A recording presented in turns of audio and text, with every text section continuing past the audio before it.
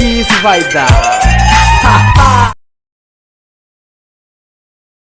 Everyone, दोस्तों आज जिस टॉपिक के बारे में हम बात करने वाले हैं वो बहुत ही ज़्यादा इम्पोर्टेंट और बहुत ही ज़्यादा इंटरेस्टिंग टॉपिक होने वाला है। दोस्तों जैसा कि आप और हम सभी जानते हैं कि अंग्रेजी हमारी मातृभाषा नहीं है और हिंदी जो कि हमारी मातृभाषा है, तो सिंपल सी बात है कि इन दोनों में काफ़ी सारे डिफरेंसेस भी देखने को मिलेंगे।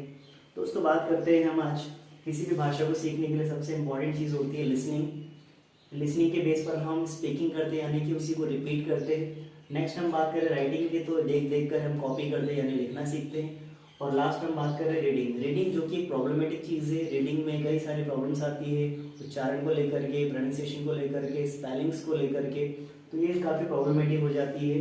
Because of it maximum of the students can't read and can't understand the thing and what are the rules behind.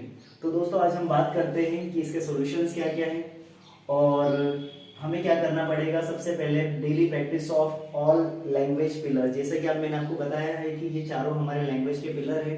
किसी भी लैंग्वेज को सीखने के लिए चारों चीज़ों को करना पड़ेगा ही पड़ेगा, और अगर नहीं करते हैं तो हमें प्रॉब्लम आएगी। तो इन सभी चीज़ों की हमें प्रैक्टिस करना पड़ेगी। एटलीस्ट 1 आवर हमें ईच वन एक एक चीज़ को कितना टाइम देना पड़ेगा एक दिन में। इन अ डे हमें एक दिन में कितना टाइम देना पड़ेगा, 1 घंटा एक चीज़ के लिए देना ही पड़ेगा। अगर हम बात करें कंसिस्टेंसी की, तो हमें नियमित रहना है, रेगुलर रहना है और इस काम को कंसिस्टेंसली करते रहना है। नेक्स्ट हम बात करें पैशन।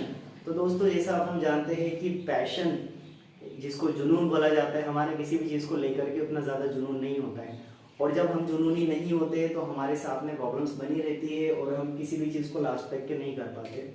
अब बात करें हेल्प ऑफ सोर्सेज, तो जिन प्रॉब्लम्स की हम बात कर रहे हैं उनको सॉल्व करने के लिए कुछ सोर्सेस हमें इस्तेमाल करना पड़ेगा।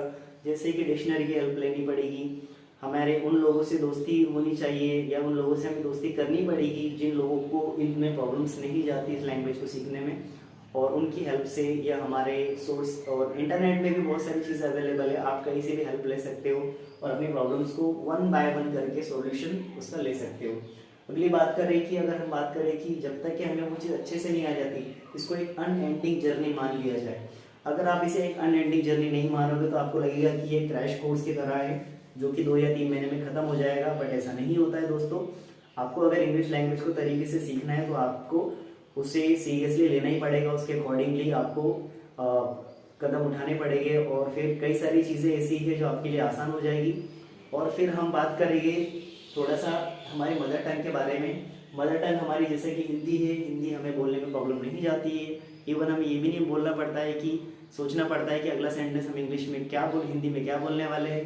तो दोस्तों उसके बाद हम हिंदी में बोलने के हैबिचुअल होते हैं, क्योंकि हिंदी हमारी मदर टंग है, हिंदी बोलने की हमें आदत होती है।